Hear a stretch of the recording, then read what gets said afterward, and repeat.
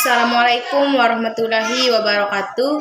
Perkenalkan, nama saya Yesi Tritawa, NIM IPT 211023, Prodi Ilmu Pemerintahan, Fakultas Ilmu Sosial dan Politik, semester 2. Di sini saya akan menjelaskan beberapa soal untuk memenuhi ujian tengah semester saya. Soal pertama yaitu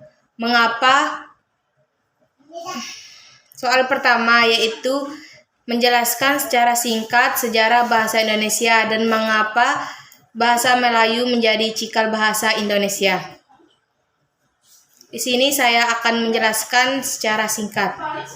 Pada bahasa Indonesia lahir pada tanggal 28 Oktober 1928. Pada saat itu, para pemuda dari berbagai pelosok Nusantara berkumpul dalam kerapatan pemuda dan berikrar. 1. Bertumpah darah yang satu tanah Indonesia. 2. Berbangsa yang satu bangsa Indonesia. Dan 3. Menjunjung bahasa persatuan bahasa Indonesia. Sejarah bahasa Indonesia berawal dari bahasa Melayu yang persatuan ketika Sumpah Pemuda tahun 1928. Perkembangan bahasa Indonesia didorong oleh kebangkitan nasional, di mana di dalamnya terdapat peranan-peranan penting pada kegiatan politik, perdagangan, surat kabar, maupun memodernkan bahasa Indonesia. Kemudian pada tanggal 17 Agustus 1945, bahasa Indonesia dikukuhkan sebagai bahasa negara yang memiliki kedudukan dan fungsi yang tinggi. Hingga kini, bahasa Indonesia menjadi bahasa yang digunakan oleh seluruh masyarakat Indonesia.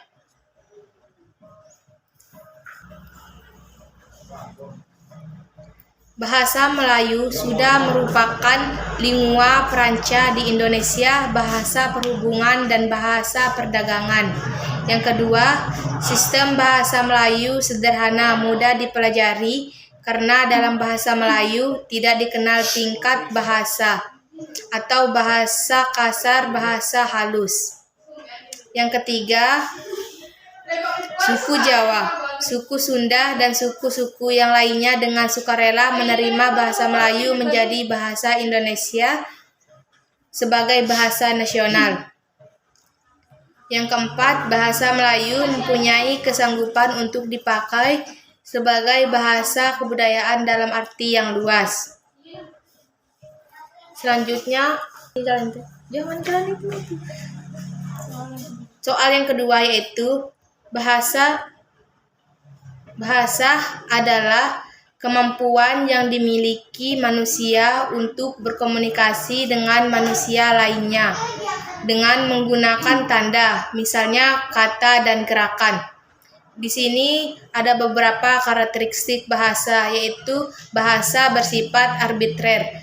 Yang dimaksud adalah bahasa bersifat arbitrer artinya hubungan antara lambang dengan yang dilambangkan, tidak bersifat wajib, bisa berubah dan tidak dapat dijelaskan mengapa lambang tersebut mengonsepi makna tertentu secara konkret alasan.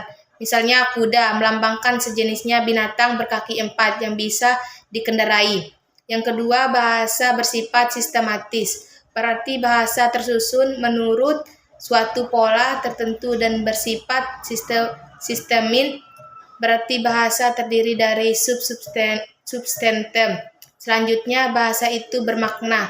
Jadi bahasa harus selalu dipelajari untuk menemukan makna yang tepat sesuai dengan perkembangan manusia sebagai pemakai bahasa. Yang ketiga, bahasa itu unik.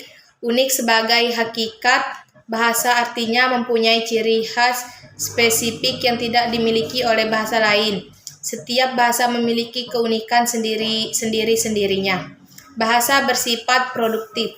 Bahasa bersifat produktif artinya dengan sejumlah besar unsur yang terbatas, namun dapat dibuat satu satuan ujar yang hampir tidak terbatas. Misalnya, menurut Kamus Umum Bahasa Indonesia, susunan PJS Purwadarmita, bahasa Indonesia yang hanya mempunyai kurang lebih 23.000 kosakata, tetapi dengan 23.000 kosakata tersebut dapat dibuat jutaan kalimat yang tidak terbatas. Selanjutnya, bahasa bersifat produktif.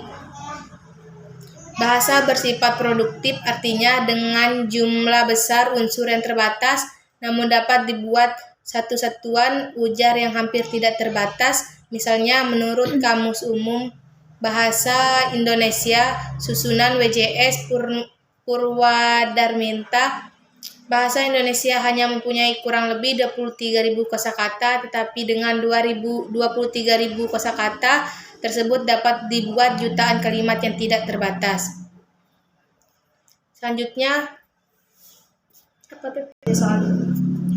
Selanjutnya soal nomor 3, yaitu menjelaskan secara singkat fungsi dan kedudukan bahasa Indonesia. Dalam kedudukannya, sebagai bahasa negara, bahasa Indonesia berfungsi sebagai bahasa resmi kenegaraan, bahasa pengantar pendidikan, alat perhubungan tingkat nasional, dan alat perkembangan kebudayaan, ilmu pengetahuan, dan teknologi. Soal nomor keempat, yaitu jelaskan apa yang maksud dengan kutipan dan daftar pustaka. Baik, sumber kutipan adalah penulisan asal-usul kutipan secara singkat dalam teks karya tulis yang paling dekat dengan kutipan. Daftar pustaka adalah suatu daftar yang memuat semua informasi dari sumber kutipan secara jelas dan terperinci. Cara menulisnya, kutipan langsung pendek ditulis menjadi satu dalam paragraf karya tulis kita. Tambahkan tanda petik pada kutipan sehingga tanda petik ini menjadi pemisah antara kalimat kita dengan kalimat kutipan. Sumber kutipan ditulis sedekat mungkin dengan kalimat kutipan tersebut. Cara menuliskan sesuai dengan istilah yang mengikutinya, yaitu dengan cara membuat blok kalimat yang dikutip tanpa tanda petik, ukuran font dan spasi sesuai dengan karya tulis tetapi ditulis menjorok atau masuk 1 cm sampai 5 spasi, dan batas margin kirim tulis Anda. Oleh karena kalimat yang dikutip ini tergolong panjang, maka kalimat kutipan dipisahkan dari kalimat kita. Soal yang keenam, yaitu menjelaskan apa yang dimaksud kearifan lokal dan contoh beserta nilai-nilainya.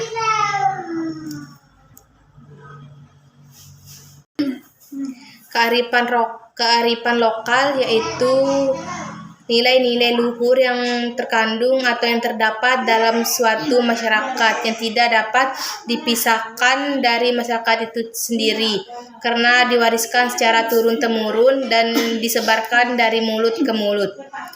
Contoh kearifan lokal yang saya ambil yaitu sedekalang. Sedekalang yaitu yang artinya sedekah, yang artinya berbagi atau syukuran, dan lang artinya hamparan sawah. Sedekalang adalah suatu adat istiadat yang dilakukan oleh masyarakat dengan cara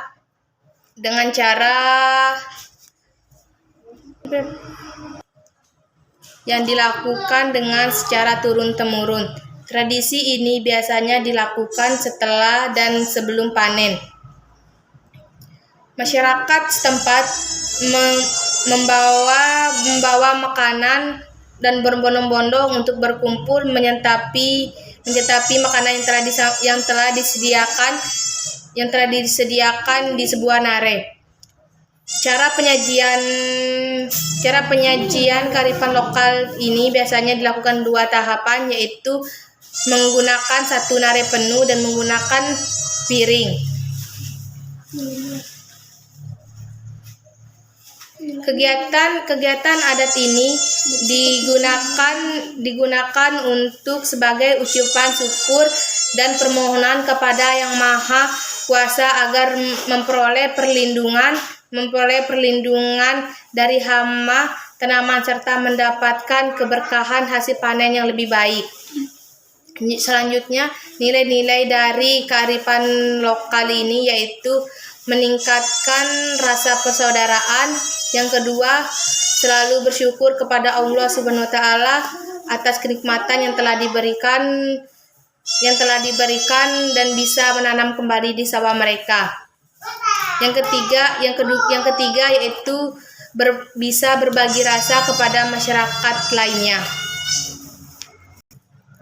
Nomor ketujuh yaitu jelaskan menurut pendapat Anda apa yang dimaksud dengan bahasa yang baik dan benar. Sini saya akan menjelaskan beberapa. Berbahasa Indonesia yang benar berarti bahasa harus digunakan